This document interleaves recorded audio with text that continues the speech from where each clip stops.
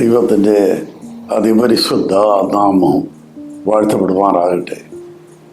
പെന്തക്കോസ്തിൻ്റെ ആത്മീയ ഉണർവ് കേരളക്കരയിൽ ആരംഭിച്ചിട്ട് ഒരു നൂറ്റാണ്ട് പിന്നിടുന്ന ഈ സന്ദർഭത്തിൽ മുഖ്യധാര പെന്തക്കോസ്ത് സഭകളെല്ലാം ശതാബ്ദി ആഘോഷമായി കൺവെൻഷനുകളിൽ സ്തോത്ര ശുശ്രൂഷകൾ നടത്തിക്കൊണ്ടിരിക്കുന്ന പ്രത്യേക സമയമാണല്ലോ.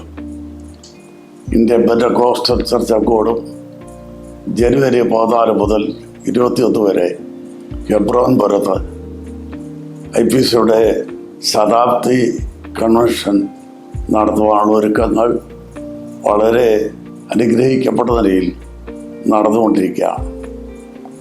പെന്തക്കോസ്തിൻ്റെ പ്രത്യേകത എന്ന് പറയുന്നത് എൻ്റെ ആരംഭകാലം മുതൽ ശക്തമായ ദൈവവചന പ്രഘോഷണം, വളരെ ശക്തമായ ഉപവാസം, പ്രാർത്ഥന, ആയതുപോലെ ജീവകാരുണ്യ പ്രവർത്തനങ്ങൾ, പ്രാർത്ഥനയിൽ അത്ഭുതങ്ങൾ, അടയാളങ്ങൾ, വീര്യപ്രവർത്തികൾ, ഇതൊക്കെ നമ്മുടെ പ്രത്യേകതയാണ്.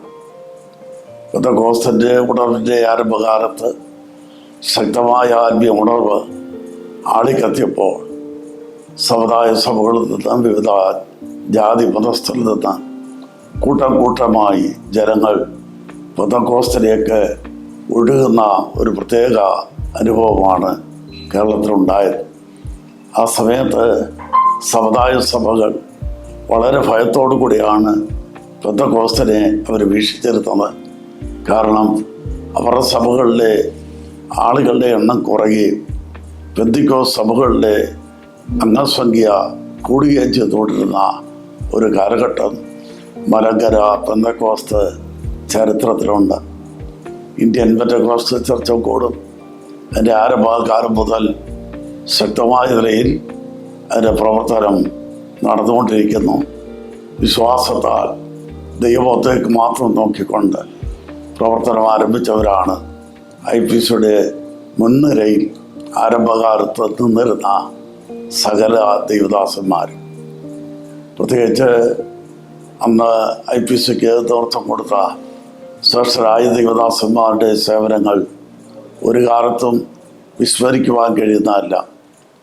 ശ്രേഷ്ഠന്മാരും ബഹുമാന്യരുമായ ദൈവദാസന്മാർ പാസ്റ്റർ KE എബ്രഹാം അവറുകൾ, പാസ്റ്റർ PM ശൗവേൽ അവറുകൾ, പാസ്റ്റർ KC ചെറിയാൻ അവറുകൾ, പാസ്റ്റർ TG ഉമ്മൻ അവറുകൾ, പാസ്റ്റർ PM ഫിലിപ്പ് അവറുകൾ, പാസ്റ്റർ പൊടുമല മത്തായച്ചൻ അവറുകൾ, പാസ്റ്റർ CK ഡാനിയൽ അവറുകൾ, ഇങ്ങനെയുള്ള ശ്രേഷ്ഠന്മാരായ പാസ്റ്റർ VT ജോസഫ് മുതലായ ശ്രേഷ്ഠന്മാരായ ദൈവദാസന്മാരുടെ വലിയൊരു നിരയാണ് IPCയുടെ ആരംഭഘട്ടത്തിൽ IPC പ്രസ്ഥാനത്തിനുണ്ടായിരുന്നു. അവിടെ ആത്മാർത്ഥമായ പ്രാർത്ഥനയും ആത്മാർത്ഥമായ പ്രവർത്തനവും ഈ സഭയെ വളരെ വലുതാക്കി തീർക്കുവാനിടയായി. IPC പ്രസ്ഥാനം ആരംഭിക്കുമ്പോൾ ആരംഭിച്ച പെന്തക്കോസ്ത് പ്രസ്ഥാനങ്ങൾ കേരളത്തിലുണ്ടെങ്കിലും അവർക്കുള്ളതിനേക്കാൾ അനേക മടങ്ങ് സഭകളും അനേക മടങ്ങ് വിശ്വാസികളും അനേക മടങ്ങ് ദൈവദാസന്മാരും അനേക മടങ്ങ് സ്ഥാപനങ്ങളും ഇന്ത്യൻ പെന്തക്കോസ്റ്റൽ ചർച്ച് അക്കോർഡിന് ഇന്ന് ഉണ്ട് എന്നുള്ളത് വളരെ അഭിമാനത്തോടെ നമുക്ക് ഓർക്കുവാൻ കഴിയുന്ന കാര്യമാണ്. അതിൻ്റെ എല്ലാം പ്രത്യേകമായ കാരണം വിശ്വാസത്തിൻ്റെ വേലയായിരുന്നു IPCയുടെ വേല. ദൈവത്തേക്ക് നോക്കിക്കൊണ്ട് ആ ദൈവദാസന്മാർ ഈ പ്രവർത്തനത്തിന് നേതൃത്വം കൊടുത്തു. ദൈവം അവരോട് കൂടെ ഇരുന്നു. ദൈവത്തിൻ്റെ പരിശുദ്ധാത്മാവ് അവരോട് കൂടെ ഇരുന്ന് പ്രവർത്തിച്ചത് നിമിത്തം വളരെ ശക്തമായൊരു മുന്നേറ്റമായി IPC തീരുവാനിടയായി. കേരളത്തിലാണ് തുടക്കമെങ്കിലും അതെന്ന് ഇന്ത്യയുടെ എല്ലാ സ്റ്റേറ്റുകളിലും ലോകത്തിലെ മിക്കവാറും എല്ലാ രാജ്യങ്ങളിലും ഇന്ത്യൻ പെന്തക്കോസ്ത് ചർച്ച് അക്കോർഡ് അതിൻ്റെ പ്രവർത്തനങ്ങൾ വ്യാപിക്കത്തക്ക നിലയിൽ ദൈവം പ്രവർത്തിച്ചു എന്നുള്ളത് വളരെ നന്ദിയോടുകൂടെ ഓർത്ത് ദൈവത്തിന് സ്തോത്രം ചെയ്യത്തക്ക കാര്യങ്ങളാണ്. നടന്നവരും നനയ്ക്കുന്നവനും ഏതുമില്ല, വളരെ മാറാക്കുന്നവൻ നമ്മുടെ ദൈവമാണെന്നുള്ള വചനമാണ് സുഖത്ത് ഓർക്കാൻ കഴിയുന്നത്. എപ്പിസോഡ് തുടക്കം മുതൽ ശക്തമായ എതിർപ്പുകളും പോരാട്ടങ്ങളും ഈ സഭയ്ക്കെതിരായിട്ടുണ്ടായിട്ടുണ്ട്. എന്നാൽ ഞാൻ എൻ്റെ സഭയെ പണിയും, പാതാളം ഗോപുരങ്ങൾ അതിനെ ജയിക്കേണ്ടത് പ്രഖ്യാപിച്ച സഭയുടെ നാഥനായ ഉടമസ്ഥനായ കർത്താവിൻ്റെ ആ പ്രസ്താവന അന്യർത്ഥമായി നമ്മുടെ സഭയുള്ള ബന്ധത്തിലും തീർന്നിട്ടുണ്ട് എന്നുള്ളത് വളരെ സന്തോഷത്തോടുകൂടെ ഓർക്കത്തക്ക കാര്യമാണ്. ഞാൻ 1970 മുമ്പ് കുമ്പനാട് കൺവെൻഷൻ കാണാൻ വേണ്ടി വന്നിട്ടുണ്ട്. എന്നാൽ വാസ്തവത്തിൽ 1970 മുതലാണ് കുമ്പനാട് കൺവെൻഷൻ പങ്കെടുത്ത് അനുഗ്രഹിക്കപ്പെടാൻ വേണ്ടി വരാനിടയായിട്ടുള്ളത്. അതിൻ്റെ കാരണം 1970 ഞാൻ പരിശുദ്ധാത്മാ സ്നാനം പ്രാപിച്ചത്. ഞാൻ രക്ഷിക്കപ്പെട്ട് സ്നാനമേറ്റ് പരിശുദ്ധാത്മ സ്നാനം പ്രാപിച്ച് ഒരു സത്യവിശ്വാസിയായി ദൈവത്തെ സേവിക്കുവാൻ ഇറങ്ങിത്തിരിച്ച 1970. അതിന് മുമ്പായിട്ട് ഞാൻ പെന്തിക്കോസ് കുടുംബത്തിൽ ഉള്ള ഒരു വ്യക്തിയായിരുന്നെങ്കിലും ദൈവമായിട്ട് വ്യക്തിപരമായ ബന്ധമൊന്നും എനിക്കന്ന് ഉണ്ടായിരുന്നില്ല. എന്നാൽ കൃപയാൽ ദൈവം എന്നെ രക്ഷിച്ചു, വിശുദ്ധ എവിടെയാൽ വിളിച്ചു. ഈ കർത്താവിൻ്റെ മഹത്വമുള്ള വേല ചെയ്യത്തക്കവണ്ണം ദൈവം എന്നെ തിരഞ്ഞെടുത്തു. ആ ദൈവത്തിൻ്റെ കൃപയെ ഞാൻ നന്ദിയോടെ ഓർക്കുകയാണ്. 1970 മുതൽ കുമ്പനാട് കൺവെൻഷൻ വന്ന് ഞാൻ വളരെ അനുഗ്രഹിക്കപ്പെട്ടിട്ടുള്ള വ്യക്തിയാണ്. അന്ന് ആ പന്തലിൽ പുറകിൽ പുൽപ്പുറത്ത് പേപ്പറിട്ട്, മനോരമ പേപ്പറിട്ട് ഇരുന്ന് ആ കൺവെൻഷൻ പങ്കെടുത്ത സമയങ്ങളൊക്കെ ഞാനിപ്പോഴും ഓർക്കുന്നുണ്ട്. അന്ന് ആ പന്തലിലിരുന്ന് ദൈവദാസന്മാർ സ്റ്റേജിൽ നിന്നുകൊണ്ട് ആത്മപൂർണരായിട്ട് ദൈവവചനം പ്രഘോഷിക്കുമ്പോൾ ആത്മാവ് നിറഞ്ഞ് എൻ്റെ ഭാഷകളിൽ ആ പന്തലിലിരുന്ന് ദൈവത്തെ ആരാധിച്ച അനേക നാളുകൾ എൻ്റെ ഓർമ്മയിൽ ഇപ്പോഴും ഉണ്ട്. വളരെ അനുഗ്രഹത്തിൻ്റെ സമയങ്ങളായി അന്ന് വിദേശ മിഷണറിമാർ നമ്മുടെ സഭയിൽ കൺവെൻഷൻ വരുന്ന കാലമാണ്. ലോകത്തിൽ അറിയപ്പെടുന്ന അനേക ശക്തരായ മിഷണറിമാർ ഇവിടെ വന്ന് ദൈവം പ്രസംഗിച്ചിട്ടുണ്ട്. അവർ ചില പ്രസംഗങ്ങളൊക്കെ ഇപ്പോഴും എൻ്റെ ഓർമ്മയിൽ 70കളിൽ അവർ നടത്തിയ പ്രസംഗങ്ങളൊക്കെ ഇപ്പോഴും എൻ്റെ ഓർമ്മയിലുണ്ട്. അതുപോലെ ശക്തമായ ആഴമായ ആ ദൈവവചനം അവർ സ്റ്റേജിൽ നിന്ന് പ്രഘോഷിച്ച അനുഭവങ്ങളൊക്കെ എപ്പോഴും ഓർക്കുന്നു. അതിനുശേഷമായിട്ട് ഞാൻ ശുശ്രൂഷകളുടെ ബന്ധത്തിൽ ബോംബെയിലേക്ക് പോയി 5 വർഷം അവിടെ ആയിരുന്നു. തുടർന്ന് ശുശ്രൂഷകളുടെ ബന്ധത്തിൽ കുവൈറ്റിലേക്ക് പോയി, അവിടെ 5 വർഷമായിരുന്നു. അങ്ങനെ 10 വർഷം ഞാൻ കേരളമായിട്ട് വലിയ ബന്ധമില്ലാതായിപ്പോയി. എങ്കിലും ബോംബെയിലായിരുന്ന കാലത്ത് ഞാൻ ഇടയ്ക്കിടയ്ക്ക് കൺവെൻഷൻ സമയങ്ങളിൽ വരികയും വന്ന് അനുഗ്രഹിക്കപ്പെടുകയും ചെയ്തിട്ടുണ്ട്. ഞാൻ കുവൈറ്റിലായിരുന്ന സമയങ്ങളിൽ അങ്ങനെ വന്ന് പങ്കെടുക്കുവാനുള്ള അവകാശം അക്കാലത്ത് ഉണ്ടായിരുന്നില്ല. തുടർന്ന് 1985 ഞാൻ ട്രിവാൻഡ്രത്ത് വന്ന് താമസമാക്കി. ആ കാലം മുതൽ മുടങ്ങാതെ കൺവെൻഷനിൽ പങ്കെടുക്കുന്ന ഒരു വ്യക്തിയാണ്. 85 മുതൽ ഒരുപാട് ഓർമ്മകൾ, അനുഗ്രഹിക്കേണ്ട ഓർമ്മകൾ. ആദ്യകാലത്ത് കൺവെൻഷൻ പങ്കെടുക്കുമ്പോൾ ഉണ്ടായിരുന്ന പ്രത്യേക ഒരു അനുഭവം കൂടെ ഞാൻ പറയാം. ആ സ്റ്റേജിൽ നമ്മുടെ ഓഫീസിയുടെ അപ്പച്ചന്മാർ ശുഭ്രവസ്ത്രധാരികളായി അവർ നിരന്നങ്ങോട്ട് നിൽക്കുന്ന ആ കാഴ്ച തന്നെ വലിയൊരു കാഴ്ചയായിരുന്നു. അന്ന് മൈതാനത്തിരിക്കുന്ന ഞങ്ങൾക്കൊക്കെ വലിയ ഹരമായിരുന്നു. അവർ നല്ല ശ്രേഷ്ഠരായ ദൈവദാസന്മാർ ആ സ്റ്റേജിൽ നിന്നുകൊണ്ട് അവരെ ആരാധനയ്ക്കും ആ യോഗത്തിനൊക്കെ നേതൃത്വം കൊടുക്കുന്ന അനുഭവങ്ങളൊക്കെ ഓർമ്മയിലുണ്ട്. എന്നാൽ ഞാൻ കുവൈറ്റിൽ നിന്ന് വന്ന് ട്രിവാൻഡ്രത്ത് താമസമായതിനു ശേഷം 1988 മുതലാണ് എനിക്ക് കുമ്പനാട് കൺവെൻഷനിൽ പ്രസംഗിക്കാനുള്ള അവസരം ദൈവം മൈതാനത്തിരുന്ന് വർഷങ്ങൾ കുമ്പനാട് കൺവെൻഷൻ പങ്കെടുത്ത എനിക്ക് കുമ്പനാട് സ്റ്റേജിൽ നിന്നുകൊണ്ട് പ്രസംഗിക്കാൻ 85 മുതൽ ദൈവശ്രദ്ധ 1 വർഷം മാത്രമേ എൻ്റെ ഓർമ്മയിൽ പകല് പ്രസംഗിച്ചായിട്ട് ഓർമ്മയുള്ളൂ. ബാക്കിയെല്ലാം കണ്ടിന്യൂസ് കഴിഞ്ഞ വർഷം വരെ രാത്രി യോഗങ്ങളിൽ കഴിഞ്ഞ 35 വർഷങ്ങൾ കുമ്പനാട് കൺവെൻഷൻ രാത്രി യോഗങ്ങളിൽ ദൈവം പ്രസംഗിക്കുവാൻ ദൈവം അവസരം തന്ന അനുഭവങ്ങൾ ഒരിക്കലും വിസ്മരിക്കാൻ കഴിയത്തില്ല. അവരെ IPCയുടെ ഭാരവാഹികളോട് അക്കാര്യത്തിൽ എന്നും ഞാൻ കടപ്പാടുള്ളവരാണ്. അവർ തന്ന പ്രോത്സാഹനങ്ങൾ ഒരിക്കലും മറക്കാൻ കഴിയത്തില്ല. PFയുടെ പ്രസിഡൻ്റായ കാലം മുതലാണ് കുമ്പനാട് കൺവെൻഷനിൽ എനിക്ക് തുടർച്ചയായി പ്രസംഗിക്കാനുള്ള അവസരങ്ങൾ ലഭിക്കാനിടയായി തീർന്നത്.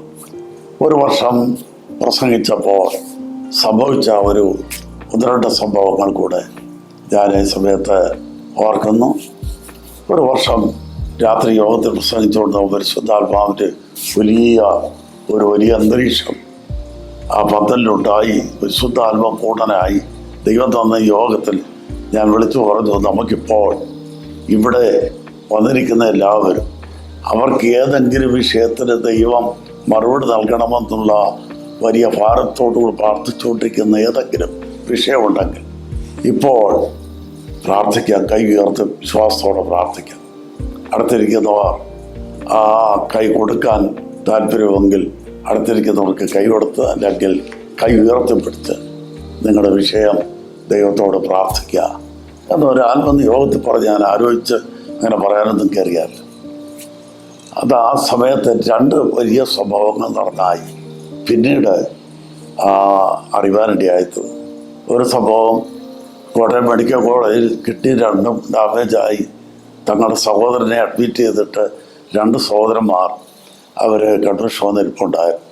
ഇത് കേട്ട് കഴിഞ്ഞപ്പോൾ അവർ പെട്ടെന്ന് കൈയോട് കൈ ഓർത്ത് പിടിച്ച് അവർ ദൈവസേനയുടെ കർത്താവി ഞങ്ങളുടെ ദാസൻ പറഞ്ഞു, ഞങ്ങൾ ഏറ്റെടുക്കുന്നു, ഈ സമയത്ത് തന്നെ അവിടുത്തെ വചനം അയച്ച് ശക്തി അയച്ച് ഞങ്ങളുടെ സഹോദരനെ വിടിവിക്കണമേ എന്ന പന്തലിരുന്നുകൊണ്ട് ആ സഹോദരന്മാർ ആത്മാർത്ഥതയോട് ദൈവത്തോട് പ്രാർത്ഥിച്ചു. അവർ തിരിച്ച് കൺവെൻഷൻ കഴിഞ്ഞ് വന്നപ്പോൾ സഹോദരൻ കട്ടിൽ എഴുന്നേറ്റിരിക്കുന്നു. വളരെ അവശനായി കണ്ടിട്ട് അവർ കൺവെൻഷൻ വന്നവരാണ്. സഹോദരൻ കണ്ടു കഴിഞ്ഞപ്പോൾ തന്നെ തനിക്ക് സൗഖ്യം കിട്ടിയുള്ള ആ പ്രതീതിയാണ് അവർക്ക് കണ്ടപ്പോൾ തന്നെ മനസ്സിലായത്. അവർ പറഞ്ഞു, എങ്ങനെ ഇരിക്കുന്നു? എനിക്ക് സുഖമായി. എന്തോ സംഭവിച്ചു? ഒരു 8:30 മണിയായപ്പോൾ ഞാനിങ്ങനെ വളരെ താഴ്ന്നു നടക്കുമ്പോൾ ഒരു വലിയ പ്രകാശം എൻ്റെ അടുക്കിലേക്ക് വന്നു. ഒരു വലിയ ശക്തി എൻ്റെ മേൽ വ്യാപരിക്കുന്ന അനുഭവം എനിക്കുണ്ടായി. ഞാൻ പെട്ടെന്ന് ചാടി എഴുന്നേറ്റു. ഞാൻ ദൈവത്തിന് സ്തോത്രം ചെയ്തു. ഇപ്പോൾ എനിക്ക് വളരെ ആരോഗ്യം തോന്നുന്നു, അസുഖം മാറി എന്ന് ഫീൽ ചെയ്യുന്നു എന്ന് പറഞ്ഞ് അവർ പിറ്റേ ദിവസം വൈകുന്നേരം അവർ 5 മണിക്ക് തന്നെ മൈതാനത്ത് വന്നു. അവർ ടൈപ്പിസ്റ്റ് ലീഡേഴ്സിനെ കണ്ടു പറഞ്ഞ്, ഇന്നലെ രാത്രി ദൈവദാസൻ പ്രസംഗിച്ച് പ്രാർത്ഥനയ്ക്ക് ആഹ്വാനിച്ച സമയത്ത് ഞങ്ങളുടെ സഹോദരൻ കിഡ്നി 2 ഡാമേജായി മരണത്തോട് മല്ലടിച്ച് കിടന്ന സഹോദരന് അത്ഭുതകരമായ വിടുതൽ ദൈവം നൽകി. ടൈപ്പിസ്റ്റ് ലീഡേഴ്സ് ഒരാൾ എഴുന്നേറ്റ് നിന്ന് പരസ്യമായിട്ടത് പറഞ്ഞ് എല്ലാവരും ദൈവത്തിന് മഹത്വം കൊടുക്കാനിടയായി. അത് പ്രസംഗിച്ചതിൻ്റെയോ പ്രാർത്ഥിച്ചതിൻ്റെയോ ഒന്നും കഴിവല്ല. അവർ വിശ്വസിച്ചു. ദൈവത്തിൻ്റെ ആത്മാവ് വിശ്വസിക്കാതിരിക്കുന്ന ദൈവത്തിൻ്റെ ആത്മാവ് അവർക്ക് വേണ്ടി വ്യാപരിച്ചു. ഒരു അത്ഭുതം ചെയ്തത് മാത്രമേ എനിക്ക് ഓർക്കാനുള്ളൂ. അവിടെ മഹത്വം ദൈവത്തിന് കൊടുക്കുക. ചില ദിവസങ്ങൾ കഴിഞ്ഞപ്പോൾ പാസ്റ്റർ കെ ജോർജ് പന്തളം സെൻറ്ററിൻ്റെ സെൻട്രൽ മിനിസ്റ്ററായിരുന്ന ആളിപ്പോൾ നിത്യതയിൽ വിശ്രമിക്കുന്നു. അവരെ ദാസൻ എന്നെ കണ്ടപ്പോൾ ആ പാസ്റ്റർ കേസ് ഇങ്ങനെ ആരെ കാത്തു നിൽക്കുകയായിരുന്നു കാണാൻ വേണ്ടി. എന്താ വെച്ചാന്ന് ചോദിച്ചപ്പോൾ പറഞ്ഞു, അന്ന് പ്രാർത്ഥിക്കാൻ പറഞ്ഞില്ലേ, ഞങ്ങൾക്ക് ഒരു അത്ഭുതം നടന്നു. ഞാൻ പറഞ്ഞു, എന്തോ പറ്റി? ഞങ്ങളുടെ മകൻ ഗൾഫിൽ പോയൊരു ജോലിക്ക് വേണ്ടി പോയതാ, അവൻ ജോലി കിട്ടിയില്ല, പണം ഒരുപാട് മുടക്കിപ്പോയതാ, അവന് വിസയുടെ കാലാവധി തീരാറായി, അവന് ജോലി കിട്ടിയില്ല. അവൻ അന്ന് പകരി ഞങ്ങളെ വിളിച്ചു. ഇന്ന് വൈകുന്നേരം ഒരിടത്തുനിന്ന് പോകുന്നുണ്ട് ജോലി അന്വേഷിച്ച്. ജോലി കിട്ടുന്നില്ലെങ്കിൽ എൻ്റെ വിസ ഇന്ന് തീരും, ഇന്ന് രാത്രിത്തെ ഫ്ലൈറ്റ് ഞാൻ തിരിച്ചു പോരുക എന്ന് വിളിച്ചു പറഞ്ഞ് ഞങ്ങൾക്ക് വലിയ വിഷമമായിപ്പോയി. ഞങ്ങൾ ആ വിഷമത്തോടാണ് പന്തൽ വന്നിരുന്നത്. ദൈവദാസൻ പ്രാർത്ഥിക്കാൻ പറഞ്ഞപ്പോൾ എൻ്റെ ഭാര്യ ഞാനും ആ വിഷയത്തിന് വേണ്ടി പ്രാർത്ഥിച്ചു. ദൈവദാസ പ്രസംഗത്തിൻ്റെ ഇടയ്ക്ക് പറഞ്ഞല്ലോ, ഇന്ന് രാത്രി തന്നെ ഫോൺ വരും, നിങ്ങൾ പ്രാർത്ഥിച്ച വിഷയത്തിന് മറുപടി ഒരു ഫോൺ വരും. ഞങ്ങൾ വീട്ടിൽ പോയി 10 മണിയായി, ഞങ്ങൾ കിടക്കുന്ന സമയമായി, ഫോൺ വന്നില്ല. എന്നാൽ ഇനി കിടക്കാമെന്ന് വിചാരിച്ചാൽ ഞങ്ങൾ കിടക്കാമെന്നൊക്കെ പറഞ്ഞുകൊണ്ടേക്ക് ഒരു ഫോൺ വന്നു. നോക്കിയപ്പോൾ മോൻ്റെ ഫോണല്ല, ഒരു സെൻറ്ററിലെ ഒരു കൂട്ടുപ്രവർത്തകൻ്റെ ഫോണ്. പിന്നെ ഞങ്ങൾ കുറച്ചു നേരം കൂടെ വെയിറ്റ് ചെയ്തിട്ട് ഞങ്ങൾ കിടന്നപ്പോൾ വീണ്ടും ഫോൺ ബെല്ലടിച്ചു. മോനായിരുന്നു. മോൻ പറഞ്ഞു, ഇത്ര മണിക്ക് എനിക്ക് ജോലി കിട്ടി, എനിക്ക് വീസ ശരിയായി, ഞാൻ ഇന്ന് രാത്രി ഫ്ലൈറ്റിൽ വരുന്നില്ല, എനിക്ക് ജോലിയായി, എനിക്ക് വീസ അവർ തരാമെന്ന് പറഞ്ഞു. അപ്പോൾ ഞാൻ അവരോട് ചോദിച്ചു, എത്ര മണിക്കാണ് മോനെ, കറക്റ്റ് എത്ര മണിക്കാണ് നിനക്ക് ജോലി കിട്ടുമെന്ന് ഉറപ്പായത്? അവൻ കാൽക്കുലേറ്റ് അവൻ പറഞ്ഞു, അവൻ ഇവിടുത്തെ സമയം എത്ര മണിക്കാണ്? അദ്ദേഹം പെട്ടെന്ന് കാൽക്കുലേറ്റ് അത്ഭുതപ്പെട്ടു പോയി. ഞങ്ങളവിടുന്ന് ആ മൈതാനത്തിൽ പ്രാർത്ഥിച്ച ആ സമയത്ത് അവന് ജോലി കൊടുക്കാമെന്ന് പറഞ്ഞു. ഇതുപോലെ അനേക ദൈവദാസന്മാർക്കും ഒരാട് പ്രസംഗിച്ചുകൊണ്ടിരുന്നപ്പോൾ അത്ഭുത രോഗശാന്തി സൂക്ഷകൾ പന്തലിനകത്ത് നടന്നിട്ടുണ്ട്. മറ്റു രാജ്യങ്ങളിൽ ആ സമയത്ത് നടന്നിട്ടുണ്ട്. അങ്ങനെ കുമ്പനാട് കൺവെൻഷൻ എന്ന് പറയുന്ന ആത്മാവിൻ്റെയും ശക്തിയുടെയും പ്രദർശനമായ ഒരു കൺവെൻഷനായിട്ടാണ് എനിക്ക് ഓർക്കാനായിട്ട് കഴിയുന്നത്. കഴിഞ്ഞ ആളുകൾ നേതൃത്വം കൊടുത്ത ദൈവദാസന്മാരെ എല്ലാവരും ഞാൻ ഓർക്കുന്നു.